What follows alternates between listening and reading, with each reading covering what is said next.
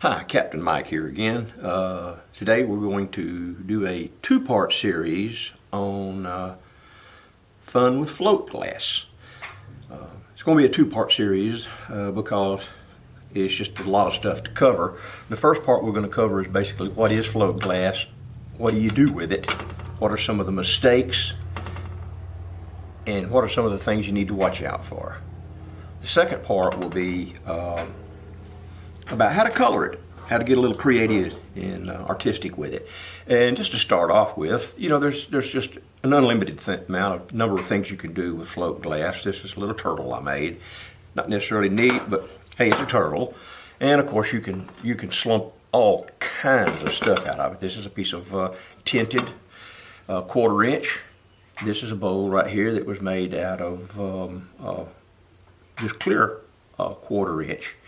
And it also comes in 2mm, which is single pane, and double pane glass. The first thing we'll kind of talk to you about on float glass is, and what it is. Float glass is just the down and dirty is a bunch of molten glass is poured into one end of a machine, and it runs through, and it runs on a bed of molten tin.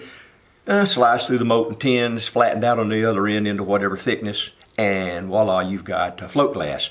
And it'll have what's called an air side and a tin side. And there are various situations and issues you can have with one side or the other. I'm going to post a link below that has an excellent article on float glass and what it does, and I won't go into how to tell what side's what, because it's really hard.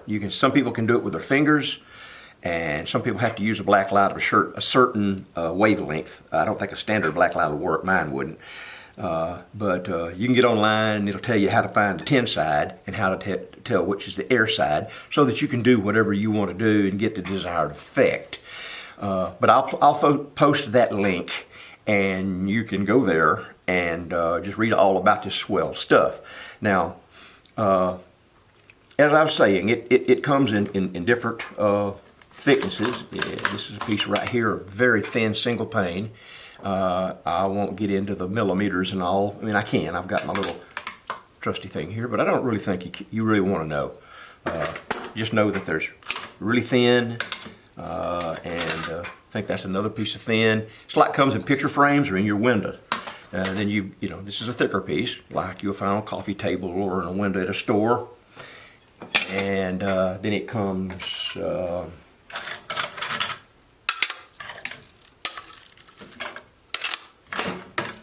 in various shades of tint.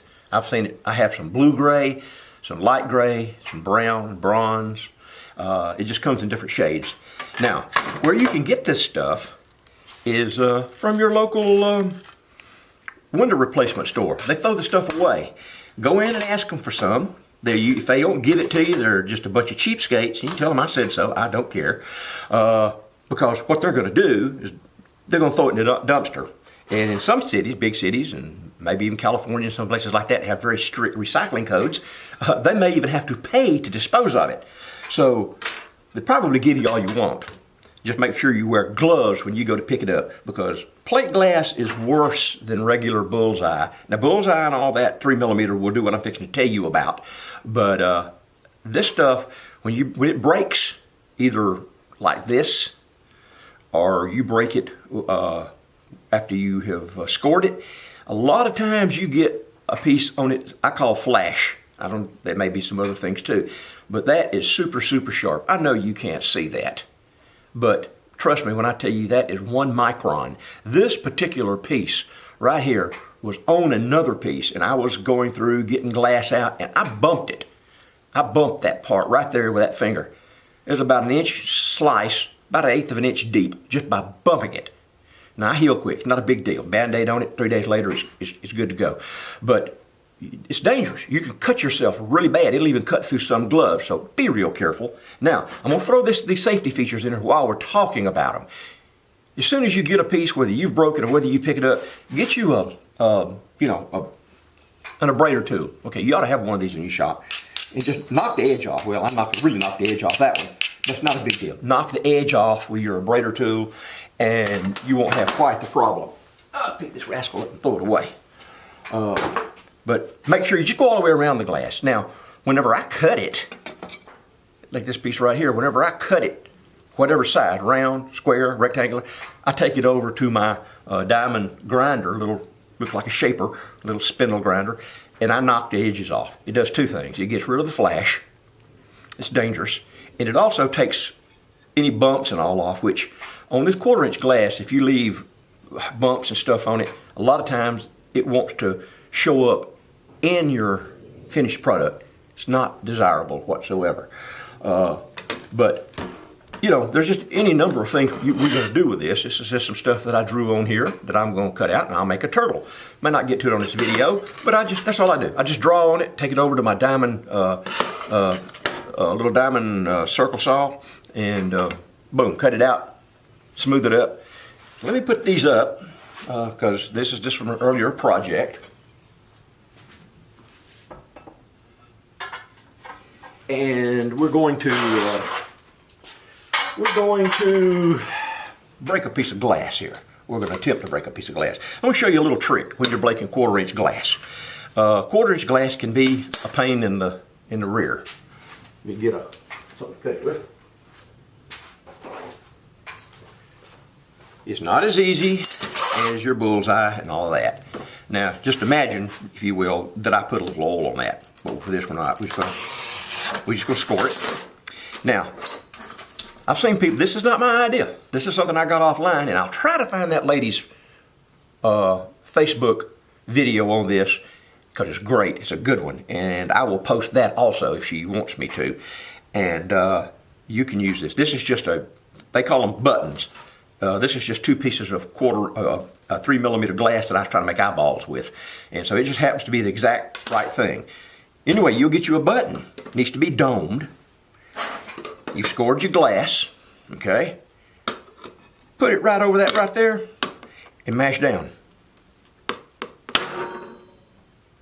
And it breaks real clean, nowhere near the amount of flash that you would get just by trying to break it with running pliers. So that's a tip for breaking 1/4 inch glass. It'll work on big pieces too. So keep that in mind. It's a tip. I won't need this anymore. I won't need this anymore. And what I'm going to do next is I made a little a video that I'm going to insert in this one that shows you one of the things that you have to look out for when you're picking up 1/4 inch plate glass, and that's called tempered glass. And tempered glass is special manufacturing process, and if you get a piece of it, it can turn into this. So, you know, what's going to happen is you're going to try to cut it like I showed you with this, you know, breaking it, and it's not going to want to break. If you do manage to break it, it's going to explode. The first thing you're going to notice is you can't run it. It just won't run with your pliers. You can tap on it. It just don't want to go. So what I did is I made a video showing you all that. And then I put it on my wet saw. And you'll just have to see what happened. And sometimes tempered glass is wrote on it. A lot of times it's not. Just be prepared if you don't know that it's going to do that. So you want to do it where it's easy to clean up, because it's going to go everywhere. Okay, now that is a tempered glass. And I've told you about the flash and to get that stuff off. And of course, always wear eye protection and gloves if you want to. It's a good idea. I just can't work with gloves, and I just suffer the consequences. Now, this stuff, this float glass makes beautiful stuff. I showed you the two other pieces. This is what, and they were all 1/4 inch. And this right here is what a piece of single pane will do. This is just a little dragonfly piece. It's slumped beautifully. Now, float glass, it's hard to mix 1/8 of an inch and 1/4 of an inch, because there's about 100 degrees, 80 to 100 degrees difference in float glass and bullseye, they say. I've never run any together, but just be prepared for that. You're going to have to run float glass, strictly float glass. Now, here's what we're going to do today with our float glass. And then I'm going to show you all this stuff. We're going to put it in the kiln, and then we'll come back and I'll show you after it's fired. All right, this is a piece of tinted 1/4 inch. We got this old man of the woods, forest man, green man, whatever you like to call him. We're going to do him. We're going to do one of these 1/4 inch clear. And let's see, what else we're going to do? Yeah, we're going to do this. We're going to do this round puppy here. We're going to fill up the big Olympic kiln. And I'm fixing to show you something about this one. I'm going to put it aside and I'm going to pull it back. And I'm going to show you a little trick that you need to really know when you're dealing with circles. But we're going to do one of these. And it's just as you can see, one of these right here. Regular old mold. You can get them in. And you can also use stainless steel. Now, I hadn't bought any stainless steel molds yet, but this was a piece I got at Goodwill. It's nothing but a tumbler. It is stainless steel. However, I've had these things in the shop for quite a while. It was a set of 3 I bought somewhere, and I used them in soap making, and first one thing and another. And man, if they don't look like stainless steel, well, I don't know what. They have never rusted. They're not pewter, and they're not aluminum. However, a magnet picks them up. Okay, they're probably some kind of stainless steel alloy, and they won't work. Get you a magnet. Keep it with you. Whether you go to Goodwill, you go somewhere, and you're buying something that's supposed to be solid stainless steel, it's not going to pick it up. Okay. If it doesn't pick it up, it's either stainless steel, pewter, or aluminum. If it's aluminum or pewter, you can scratch it with a pocket knife. Stainless steel usually is wrote on it. But if it's hard and thin, it's generally stainless steel. We're going to take this right here, and we're going to drape it over this, and we're going to do a little drape. Never used this mold before. It's going to be interesting. So we're going to see what that does. And lastly, but not least, we're going to do this little lattice thing right here. And I'm going to show you a mistake you could make on one I made earlier. And I'll tell you... Well, I'll go ahead and tell you the tip now on this, okay? I super glued the sucker together. If you don't super glue it together, these things are going to slide all over the place. I mean, they're just about as slippery as something can get. And the gaps are not perfect as it is, but they're better. And you also want to make it just a little bit smaller than your mold, hump, or slump, or drape, whatever you want to call them. But that's the trick I used on that. Just super glue it all together, stick it in the kiln, and it won't do what I'm going to show you a little later, okay?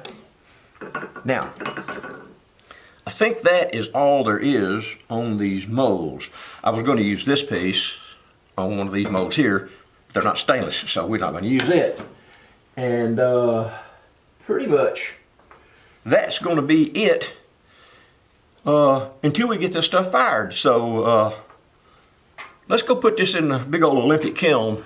We're just going to load that sucker up and let it fire, and then I'll come back and we will, after it fires, be tomorrow, and we'll see. Okay, I'm going to find out if this is a piece of tempered glass or not. I don't think it is. I took it out of the top of a stereo, but it just doesn't look exactly like what I normally am used to looking at tempered glass. I've already scored it and put my button there. So we're going to push it, and if it breaks easily, it's not tempered glass. If it is tempered glass, you're fixing to see what will happen.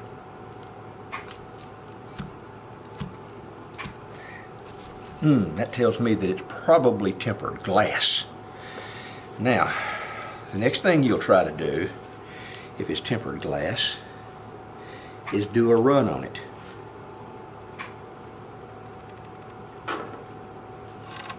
It's not even starting. So, ladies and gentlemen, this is a piece of tempered glass. There's one last thing that you can do.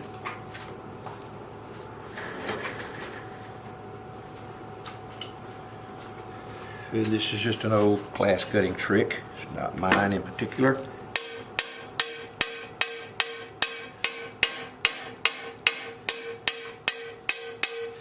I've got a good score line and it's not doing anything. So what we're going to do next is we're going to put this on the water saw, because I want you to see what happens when tempered glass is violated, if you will, or cut, or you try to cut it.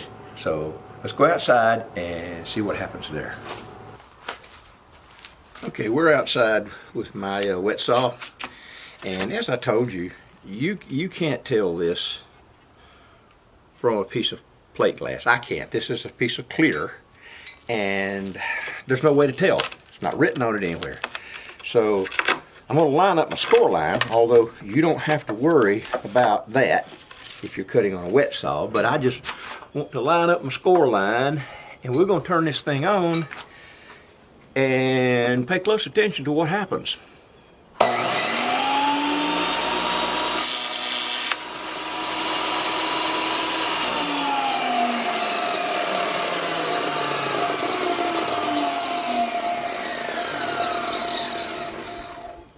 That, ladies and gentlemen, is a piece of tempered glass. And if you do this in your shop, you better have your shop vac handy, because this stuff went everywhere. I mean, it's scattered out 2 to 3 feet on both sides of the saw. And there you go. It didn't hurt me, probably won't hurt you. Most of the stuff goes that way. But that is tempered glass. And that is what happens to it. So be careful when you're picking up plate glass. If you can, ask the guy you're getting it from, or gal, if it is tempered or it's just standard float. Most of the time they'll tell you. Most of the time it'll be standard glass. But always be prepared for this. And as I said earlier, I've even got plans for the scrap of this, and we'll get to that in another video. Okay, let's go on back into the shop. Okay, we're back again with all this stuff that we put in the kiln, and I didn't get to everything that I told you. I didn't get this piece in the kiln. I just kind of run out of room. It's not so much that I didn't have room, is that the odd shaped pieces kind of made it difficult, and I ran out of layers. So I went with what I got. So we'll start off with this little green man, and it was slumped, of course, on 1/4 inch, and it did pretty good. It could have a little bit better resolution, but as you can see, that's perfectly acceptable for free glass. I hope it's free to y'all, because I can't imagine anybody paying for the scrap. That's the first piece. This little piece here came out really good, as you can see. I haven't washed any of this stuff, okay? It's just all got kiln wash, and not kiln wash, ZYP or whatever that stuff's called, that boron nitrate. Nitride. I'll get it right one of these days, so Southern boys don't pronounce stuff good. Okay, but it come out really, really good. So that's one piece. And then, of course, this piece right here, same thing, come out a little good. It could have used a little bit more heat around the edges here. You can see it just kind of didn't quite do good. I'll probably use this maybe on part 2 when I put the frit and all on this, or enamels or whatever I do, and see if I can't make that edge round a little bit. It looks like it might need maybe 100 degrees. You guys are really good pros at this, you know. And this did do this one. I didn't mention that I do it, but I did it. Usually I do great big long pieces, but this one I did do a long piece. It just come out kind of short like this, and that's fine. Same thing, it needs a little bit more heat on the edges. But man, we got great free platters. Cost of the electricity. I don't guess I have to mention that all these molds are treated with boron nitride. I don't kiln wash mine, I probably should, but right now I'm using that stuff, and it can be problematic, but there's a video on it, lots of videos on it. Now this piece right here, I wanted to show you. I went ahead and marked it on the mold, took it off. And this is something that you need to know on anything that's round. You remember the piece of glass I used on this was round. Okay, if you don't find dead center of your mold, in dead center of your piece of glass, you're going to get something really interesting.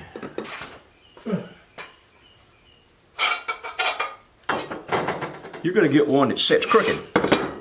Now, I don't think you can see that, but trust me when I tell you it's crooked. If one side's longer than the other.